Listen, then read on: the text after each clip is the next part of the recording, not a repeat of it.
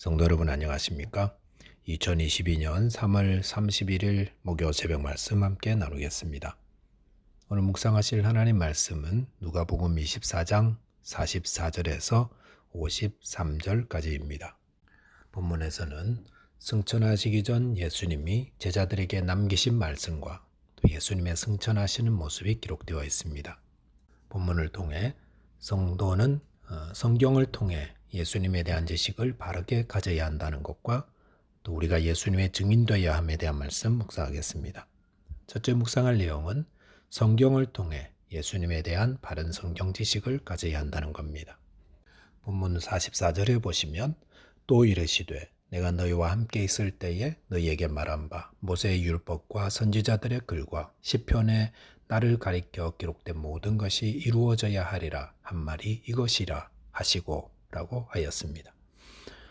여기서 예수님이 내가 너희와 함께 있을 때에 너희에게 말한 바 라고 하는 말씀 헬라어 원문으로 보면은 이것이 내가 말하는 바다 이렇게 시작되고 있습니다. 즉 예수님은 그동안 제자들에게 가르쳤던 바를 종합하고 요약하여서 다시금 핵심적인 내용을 알려주고 계시는 겁니다. 예수님이 땅에 계시면서 제자들에게 가르치신 내용이 무엇입니까? 예수님은 모세의 율법과 선지자들의 글과 시편에 나를 가리켜 기록된 모든 것이 이루어져야 하리라 라고 하셨습니다. 여기서 모세의 율법과 선지자들의 글과 시편은 구약 성경을 의미하고 있습니다. 예수님은 제자들에게 구약 성경에 메시아이신 예수님에 대해 기록한 모든 것, 즉 예수님의 구주되심과 고난받으심과 십자가의 죽으심과 부활이 이루어져야 하리라 라고 하신 것을 다시 말씀하셨습니다. 그러면서 본문 45절에 보시면 이에 그들의 마음을 열어 성경을 깨닫게 하셨다라고 하였습니다. 예수님은 제자들에게 예수님이 그들과 함께 계시면서 가르치신 내용들을 다시금 가르치며 깨닫게 해주셨습니다. 여기서 한 가지 주목할 내용이 있습니다. 죽음에서 부활하신 예수님이 제자들에게 무엇을 하고 계시는가 하는 겁니다. 예수님은 다시 부활하신 사건을 축하하는 파티를 하신 것이 아닙니다. 예수님이 하신 것은 제자들에게 예수님의 이 십자가와 부활 사건이 구약 성경에 약속된 내용의 성취다라는 것을 다시금 깨닫게 해 주셨습니다. 이것은 우리가 예수님의 십자가와 부활을 대할 때 무엇에 집중해야 하는가라는 것을 보여줍니다. 우리는 주님의 고난을 기념하는 사순절과 또 부활절이 다가오면서 무엇을 해야 할까요? 부활하신 예수님이 우리에게 오신다면 무엇을 말씀하실 것 같습니까? 그것은 제자들에게 하신 것처럼 저와 여러분들에게도 십자가의 의미와 예수님의 부활의 의미가 무엇인지를 말씀을 통해 가르쳐주지 않으시겠습니까? 여러분은 예수님이 왜 십자가를 지시는지 또 예수님의 부활의 의미가 무엇인지 대답할 수 있으십니까? 이것을 분명히 아는 것이 참으로 중요합니다. 누군가 여러분에게 예수님이 왜 십자가를 지셨죠? 라고 묻는다면 여러분 무엇라 대답하시겠습니까? 여러분은 십자가를 어떻게 이해하고 계십니까? 또한 예수님이 죽음에서 부활하신 의미는 무엇입니까? 라고 누군가 묻는다면 여러분은 대답할 말을 준비해 두셨습니까? 예수를 믿는 믿음은 지적 깨달음을 바탕에 두고 있습니다. 바로 알아야 바로 믿을 수 있다는 의미입니다. 그 말은 알지 못하고 믿는 믿음은 허상이요 금세 무너지는 모래성과 같다는 것입니다. 부활하신 예수님이 왜 제자들에게 성경을 공부시키셨겠습니까? 바른 지식 위에 바른 믿음이 세워지기 때문에 그렇습니다. 그러므로 성경을 배우고 또 생각해야 합니다. 그리고 스스로 정리하셔야 합니다. 그런 후에 기억하고 또 대답할 말을 준비하고 있어야 합니다. 그래야 주님을 따르는 견고한 믿음을 가지게 됩니다.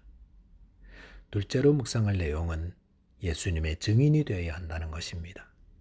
본문 46절 47절에 보시면 또 이르시되 이같이 그리스도가 고난을 받고 제3일에 죽은 자 가운데서 살아날 것과 또 그의 이름으로 죄사함을 받게 하는 회개가 예루살렘에서 시작하여 모든 족속에게 전파될 것이 기록되었으니 라고 하였습니다. 이 말씀에서 예수님은 제자들에게 두 가지를 말씀해 주셨습니다.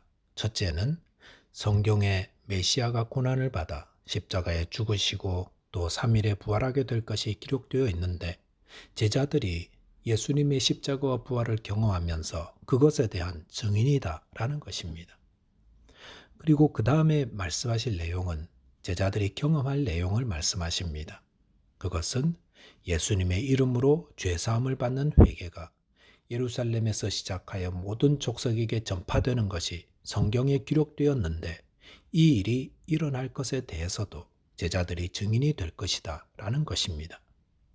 그러면서 48절에 예수님은 너희는 이 모든 일의 증인이라 라고 하였습니다. 예수님은 제자들에게 그들이 십자가와 부활 그리고 죄사함을 받는 회개에 대한 증인이라 하셨습니다. 여기서 예수님은 제자들에게 예수님 승천하신 후 그들로 증인의 삶을 살도록 명하시고 계심을 알 수 있습니다. 이것은 우리가 예수님의 십자가와 부활에 대한 성경의 말씀을 배워 그에 대한 답을 얻었다면 이제는 나가서 그것을 증거하는 자 되어야 한다는 것을 말씀하시는 겁니다. 또한 본문에서 말씀하시는 중요한 가르침이 있습니다.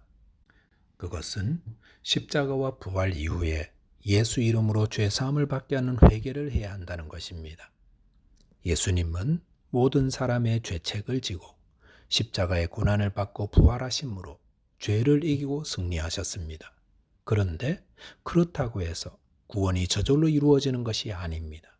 거기에는 반드시 예수 이름으로 죄사함을 받는 회개가 따라야 합니다. 예수님은 제자들이 이 일의 증인이라 하였습니다. 증인이란 무엇입니까? 자신이 보고 경험한 것을 증거하는 자가 증인입니다. 그러므로 예수님은 제자들이 예수님의 승천 후 예수님에 대해 보고 경험한 것들이 성경에 기록된 내용들임을 알리고 또 예수 이름으로 죄사함을 받는 회개를 전하는 증인의 삶을 살라 명하시는 것입니다. 예수님의 제자란 예수님의 증인입니다. 본문 49절에서 볼지어다 내가 내 아버지께서 약속하신 것을 너희에게 보내리니 너희는 위로부터 능력으로 입혀질 때까지 이 성에 머물라 하시니라 라고 하였습니다.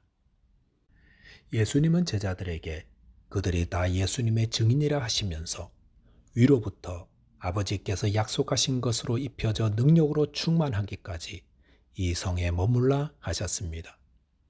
여기서 아버지께서 약속하신 것은 성령을 의미합니다. 예수의 증인은 내 힘과 지혜로 행하는 자가 아니라 성령의 능력으로 행하는 자입니다. 실제로 오순절 성령 강림 사건 때 베드로는 이 예수님께 듣고 깨달은 바를 증거하여 3,000명의 사람들이 주님께 회개하고 돌아오는 역사를 나타내게 하였습니다. 그것은 성령 충만함의 결과 능력을 덧입었기 때문에 가능한 것이었습니다. 부활의 신앙은 부활의 감격에 머물러 있는 것이 아닙니다. 부활의 성경적 의미를 배워야 하고 또한 성령의 충만함을 입어 예수님의 증인이 되어야 합니다. 말씀을 정리하겠습니다. 예수님을 따를 때 지적 깨달음이 믿음의 기초가 됨을 알아 우리 믿음의 내용들에 대해 대답할 말들을 준비하고 있어야 합니다. 또한 부활의 감격에서 그 부활의 성경적 의미를 배우고 성령의 충만함을 입어 예수님의 증인이 되어야 합니다. 기도하겠습니다. 하나님 아버지, 저희가 예수님을 믿을 때 지식적으로도 잘 알게 겸손히 배우게 하여 주옵소서. 또한 성령의 충만함을 입어 예수님을 증거하는 증인의 삶을 살게 하여 주옵소서. 예수 그리스도 이름으로 기도하옵나이다. 아멘. 오늘도 믿음 안에서 승리하는 하루 되시기 바라겠습니다. 감사합니다.